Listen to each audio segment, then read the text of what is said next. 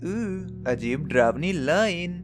Gang leader हमें बताते हैं कि हमें किसी भी लाइन में ऐसे ही नहीं लग जाना चाहिए जब हमें पता ना हो वो क्या लाइन है। तो मैं और मसाओ, कजामा और बो सभी नैनी के साथ खेलने जा रही थी, लेकिन बिल्कुल हमारा मन नहीं कर रहा था। तभी हमें दिखती है कजामा, हमें कहता है कि हमें वापस चलना चाहिए, लेकिन वो दीदी हमसे कहती हैं कि क्या तुम हमारे लिए यहाँ लाइन में लग सकते हो। पहले हमें हाँ कह देता हूँ, लेकिन सभी मना करने लगते हैं। लेकिन उनने हमें बहुत ही प्यार से प्लीज कहा, तो हमें लाइन में लगना ही पड़ा। लेकिन जैसे ही हम लाइन में लगते हैं हमारे साथ कुछ अजीब होने लगता है। वो दीदी वहां से चली जाती हैं और कभी लौट के भी नहीं आती।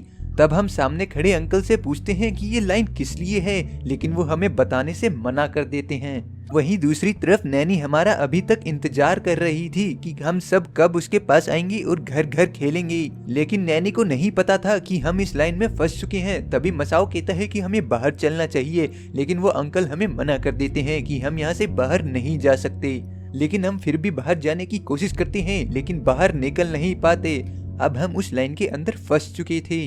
वो लाइन हमें आगे की तरफ खुद ब खुद खींचे ले जा रही थी और हम कुछ भी नहीं कर सकते थे। वो अंकल हमें कहती हैं कि एक बार इस लाइन में अंदर आने के बाद हम इस लाइन से बाहर नहीं निकल सकते। तो इसका मतलब ये था कि अब हमें नैनी के साथ घर घर नहीं खेलना पड़ेगा। लेकिन कजामा और मसाओ बहुत ज्यादा डर जाते हैं। तो वो अंकल उन्हें बताते हैं कि हम इस लाइन से तभी बाहर निकल सकते हैं जब हमारी जगह कोई और इस लाइन में ले लेगा। तभी मेरे को थोड़ी देर में वहाँ पे नैना को दीदी नजर आती हैं, तो मैं उनके पीछे पीछे भाग जाता हूँ। तभी वो उनको बताता है कि शायद ये सच्ची दोस्ती के कारण ही मैं यहाँ से बाहर निकल पाया हूँ। इतनी ही देर के अंदर मसाओ को मी चैन की गाड़ी नजर आती है।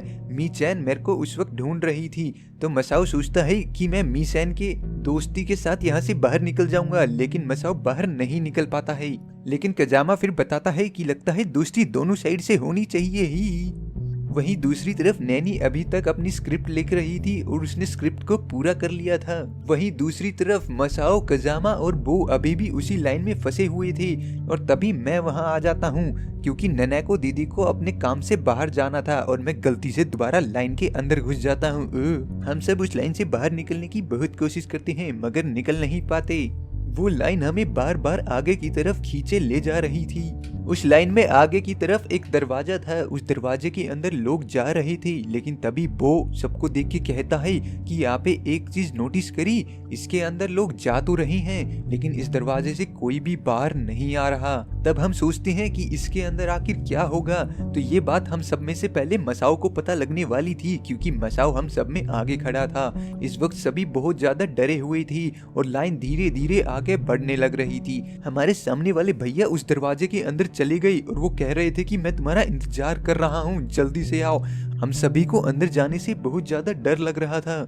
हमारी बारी आने ही वाली थी, लेकिन अचानक से तभी वहाँ नैनी आ जाती है अपनी स्क्रिप्ट के साथ में। और जैसे ही वो हवा हमें अंदर की तरफ खींच रही थी, नैनी का एक स्क्रिप्ट का पेज वहाँ जाके लग जाता है, जिससे वो सारी की सारी लाइन एकदम से गायब हो जाती है। लोगों को मानो अब होश आने लगा था और देखते देखते वो सारी जगह भी गायब हो जाती है। हम सबको तो पता ही नहीं लगा कि वो जगह असलियत में थी भी या सिर्फ एक हमारा भ्रम था।